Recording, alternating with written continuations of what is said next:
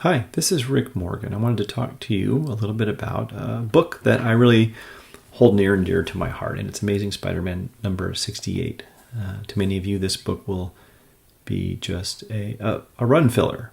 It's nothing really much happens. There's a Kingpin appearance in 69. You can consider it a key. Number 67 is the first appearance of Randy Robertson, who is Robbie Robertson's son, and later Peter's friend and roommate. But I want to appreciate this book for its historical significance in the time it was written and just being a fun issue overall. I'm not a fan, as many of you know, of reducing a book to a number and putting it in a slab. And I don't want to collect just keys because I think even if the story is just so, it's okay, you can still appreciate the art and the story for what it is and have a great time collecting this hobby without spending a ton of money. And this is a great book for doing that. I really appreciate this book. So I want to go over, first I want to read it and go over it a little bit first, and then I want to show you cleaning one of 3 copies I've done in the past month. Cleaning and pressing, a labor of love for me. So let's get started. The publication date on this book is January of 1969, but it was written and it came out on October 10th, 1968. And you might ask yourself, like, what was going on in 1968 to give this book some context? It's called Crisis on Campus, after all. Was there any civil unrest? Well, yeah. So that year was a lot of things happened that year. There were Martin Luther King Jr. was assassinated. Bobby Kennedy was assassinated. That was John F. Kennedy's younger brother. He was also going to run for president. There was a landmark Civil Rights Act of 1968. There was the Fair Housing Act. There was a 11-month standoff between North Korea and the United States. And there was a battle in a Navy ship and Navy ships that was really tense. Tons of riots on campuses. There was the Tet Offensive in Vietnam. There was the Prague Spring. I think we're only up half the year so far right now. The Soviets invaded Czechoslovakia, took it over. There was Apollo 7 was launched, the first manned space flight since Grissom, White, and Chaffee were killed in Apollo 1. There was Apollo 8, where the first manned space flight went around the moon. That was later in December. Jim Lovell, actually was on Apollo 13 later, which didn't make it either. There was a lot of stuff. That was a really turbulent time. There were a lot of race problems. There were a lot of Vietnam problems. Stuff was going down in 1968, and this book really reflects that, I think. And it represents, this book discusses crisis on campus. There's a riot on the campus in the book where the students want something pretty innocuous. They want a exhibition hall to be turned into low-income housing for students, and they demonstrate against it, and Kingpin comes to steal something in the exhibition hall. Of course, Peter's there the whole time. Gets involved in stuff, but otherwise it's a reflection of what's happening, and it's fun to read it in that context. So I'm going to start by going over a few panels, and then I'll show you some cleaning of this particular book that I love so much. Spider-Man 68 is the first in a series of these petrified clay tablet arc that would run until Amazing Spider-Man 75, and sort of continue into some Lizard comics as well. The last one was really sad and left a huge impression on me, and 75 was a great Remita cover, and it was the first storyline that I ever really tried to complete of Silver Age books, having at the time no other way of reading them but to find and buy these books. And it starts off with the Kingpin wanting this clay tablet. He doesn't even know why he wants it. He just wants it because other people want the book. And here's a panel from that. Assistant says, "It's even older than the priceless Dead Sea Scrolls. The man who can decipher it may learn the greatest secrets of all time." "I've heard enough. Where is it now? How can I find it?" That's like all he wants. He's like, fist is swinging. He just wants it. Finding it is simple. The Science Foundation has been sending it to different universities, hoping that one of them will be able to read its message. Yeah, no, they can't send like a replica or a picture of it. They really have to send the actual clay tablet around, I guess such as the 60s. Presently, it's on exhibit at the campus of Empire State University here in the city. Good. It'll be child's play for me to seize it from here. This is exceptionally common in at least Spider-Man books, and maybe the others too. The bad guy has to give some exposition by fighting his own henchmen for a while to show how tough he is. I did it. Several Sable did this in 265 too. It's funny. But it's under heavy guard. And what of Spider-Man? You can't even sneeze in that part of town without him crawling out of the woodwork. And I love the way they talk. What of Spider-Man? This is classic, like how people used to talk in the olden days, 50, 60 years ago. Spider-Man, do you think I'd change my plans for him? It was only through the sheerest luck that he managed to escape me in the past. I've been hoping our paths would cross again. For I'll never let myself forget what I owe him. And of course he rips his bare-chested, love this angle too. I'll show you how easily the Kingpin can crush a dozen Spider-Men, but lest you think I'm merely whistling in the dark. Yeah, no one wants to think you're whistling in the dark, Wilson. So we get more fun stuff, and this is just the Kingpin swinging around and beating up all of his muscle-bound henchmen, and it just shows how powerful he is, and you can see him whooping some butt, which is just kind of fun. Clearly, this just goes to show us how powerful Kingpin is, even though he doesn't really have any superpowers, to have him doing some thwupping and balking of all these muscle-bound guys to really give us a sense that Peter might be in some danger later. The next few panels have Peter with, the underarm webs sneaking back into his apartment, having to go through Harry's room because Harry somehow, for some reason, locked Peter's window, so he crawled in through Harry's window. And, just going to school. It reads, the next morning, Peter Parker reaches the campus at good old ESU, cheery and unworried as ever. And he says, that rush hour subway is for the birds. If only I could have afforded to keep my bike. Now, he sold his motorcycle a few issues back. There ought to be a superhero union to demand a living wage. A little more civil unrest stuff, right? Rats, if I felt any lower, I'd be underground. The first appearance of Robbie Robertson. Say, man, aren't you Peter Parker? If you're not a bill collector, the answer is yes. My dad told me to look you up. Your dad? He's Joe Robertson, city editor of the Bugle. He told me one of his hotshot freelance shutterbugs was a BMOC here, big man on campus. BMOC? I can't even get myself arrested. Anyways, son of Robbie Robertson. Anyway, any son of Robbie Robertson can't be all bad, even if you are nameless. Sorry, Parker. My draft card says Randolph. Again, more 60s draft card. Put her there, Randy. When I can find them, my friends call me Pete, among other things. Though Randy Robertson first appeared in the previous issue, he becomes a big part of Pete's life for a long time. He is now Peter's current roommate. In one of the very recent issues of Spider-Man number 31, he gets married. It was not, however, Randy's first marriage. His first marriage was to Amanda Robertson, whose, I forget her, I think her maiden name was Amanda Benavides, I think, something like that. She was originally, we first find out she's married in Peter Parker's Spectacular Spider-Man number 112, and then through that annual and through like 119 or 120, there's some strife with her being white and Jewish and Robbie Robertson not liking it. Then they get a divorce, and so that was his first wife, but now he's marrying a supervillain who's the Beetle now in current comics. Back to the story, Randy's friend Josh shows up and he's trying to pin Peter into one side of this exhibition hall issue or another. He said, Pete, where do you stand on the exhibition hall issue? And he says, you're not reaching me, Josh. What issue? Man, we're talking to a sphinx. And then Peter says, guess I've been out of touch lately. So, he's trying to pin Peter down on this issue, kind of a little bit of exposition. There's a clay tablet in the hall, and it's being turned into a private dorm for visiting alumni, and they want it to be low income housing. I don't know how an exhibition hall gets turned into housing, but whatever. And then they say, we've been petitioning to turn the hall into low rent dorm for needy students. The old grads are loaded. They can bed down in hotels. What's the verdict? What did you expect? The answer was no. He goes, but not for long. So there's trouble brewing. But luckily, there's an upside to being on campus too. It's the pretty girls. And speaking of pretty girls, we got this lovely young lady. Says, guess who, guru?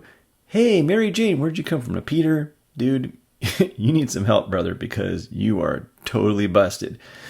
And she says, Mary Jane, is that the first girl you thought of? No, Gwen, what would make you say that? And then he says, Spidey sense, where were you when I needed you? Yeah, dude, you stepped in it on that one.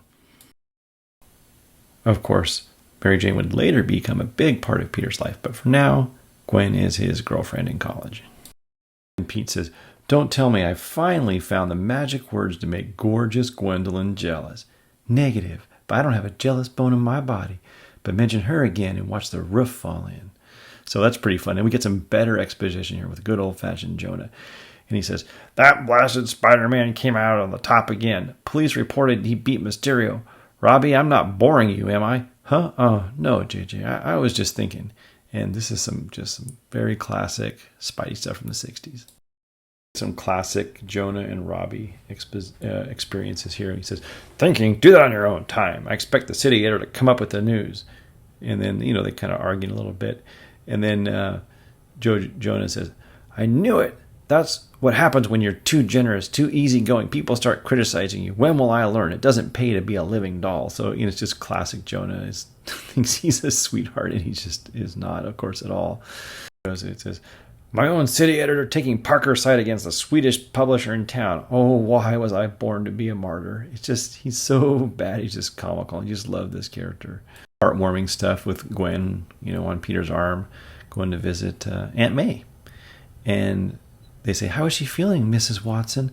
Come in and see for yourself." Mustn't shout like that, Aunt May. Mustn't sap your strength. Again, talking like the 60s a lot, right? Maybe even kind of like the 40s. I feel strong as a lion when I see you, dear." Somehow this woman is still alive today. And then she says, Gwen says, "He has the opposite effect on me. He makes me feel weak as a kitten." It's just so saccharine. You're going to get cavities reading this stuff. It's so sweet. She says, "You two have been seeing quite a bit of each other. Not nearly enough to suit me. Oh dear, I didn't embarrass you. Did I embarrass you, Gwendolyn?" She's like looking down, kind of demure. "Never mind me, Mrs. Parker. The important thing is I hope you don't disapprove." Yeah, zero chance of that. "Disapprove of me latching onto the brightest, bountiest, most beautiful blonde in creation? That'll be the day. You two sound as though it might be even more serious than I thought." Gwen gets just one more panel. "No wonder you're so slightly special, Mr. Parker. Anyone lucky enough to have an aunt like that. Funny, I used to think of myself as the original Hard Luck Charlie, but now I'm not so sure." And then, of course, she's actually sick. Doesn't want to spoil their happiness because she's not doing great as per usual. And let's see what happens next. Of course, the plot eventually has to advance, and here they are with paint and books out there getting ready for a student protest, being 1968 as it is. And Peter says, "Looks like any other demonstration, the biggest one yet." That's pretty ominous. "Must be what Randy was talking about. Matter of fact, there he is now. Hey, Pete, come on over, man. If you can spare the time, Parker." So obviously, Josh is being a dick about this whole thing. Talking about what their plan is. We're gonna close this place down tighter than a drum and get a bunch of cats and really rock the X Hall, they're saying. He goes, "Whoa, slow down for a sec, Randy." Peter's trying to be reasonable. "I feel like I just arrived smack dab in the middle of Hitchcock. Who done it? Look, Whitey, how much do you have to know? The school's turning the X Hall over to the establishment, but it belongs to us, and we want it. And you just know we're gonna get it. Okay, that's your side of the story. What does the dean say? We ain't buying what he says. From now on, we do the talking." So, yeah, again, classic 60s. "Hey, what's the bit? Where are you going? We've got signs for everybody. Anyone can paint a sign, mister. That doesn't make it right. Then go on, cut out. You're too chicken to get involved." Sort of a Marty McFly vibe here. Peter goes into the hall, which is, of course, where the tablet is that the Kingpin's going to look for later, that Silvermane will end up getting in the future. And he's hanging out. And so he's inside and he's kind of just looking at the tablet. And then this is when stuff starts to go down. Then Peter, going to take some pictures for the Bugle. He thinks he's getting pictures of the demonstration. And then they're too busy to notice us. This big limousine pulls up with the Kingpin in it.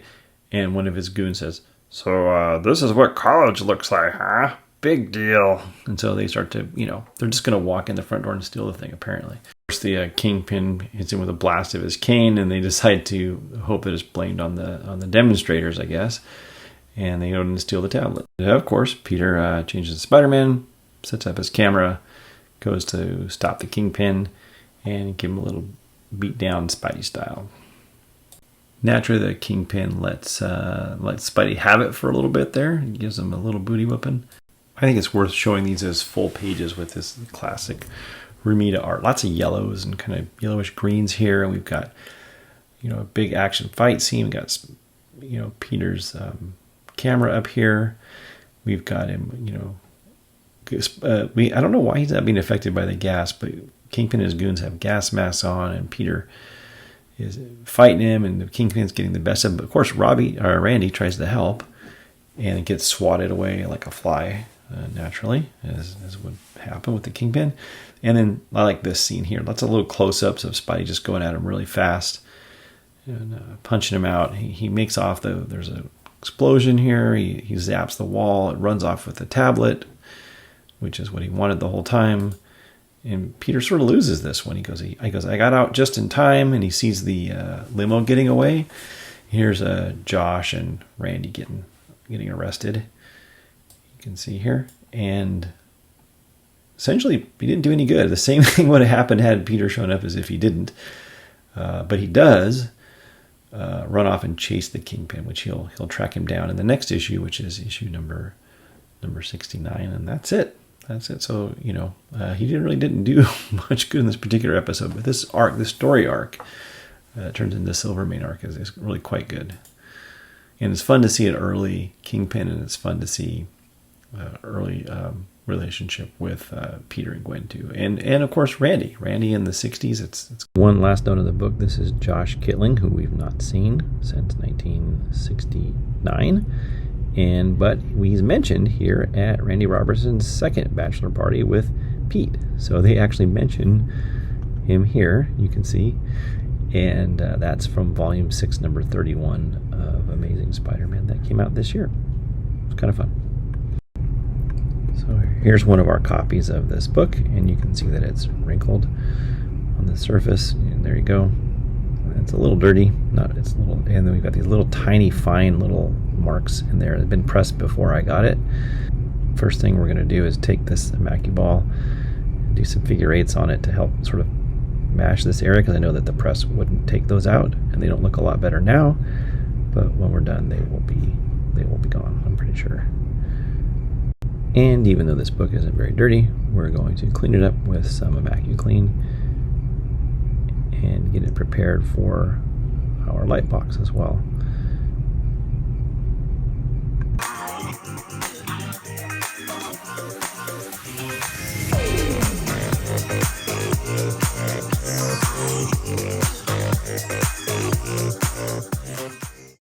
All right, and into the light box it goes. I did a couple books at the same time since I have the space. It's just more efficient for me to do 2 books at once.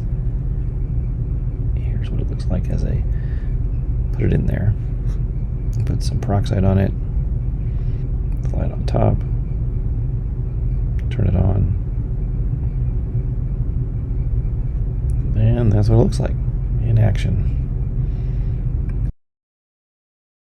So these are the front of the books after 1 hour and 10 minutes. I did the backs, but I don't show it here. But this part of it just for some after pictures. Here's a before and after of the front. Not a big difference. I didn't spend a lot of time on it, so it's subtle.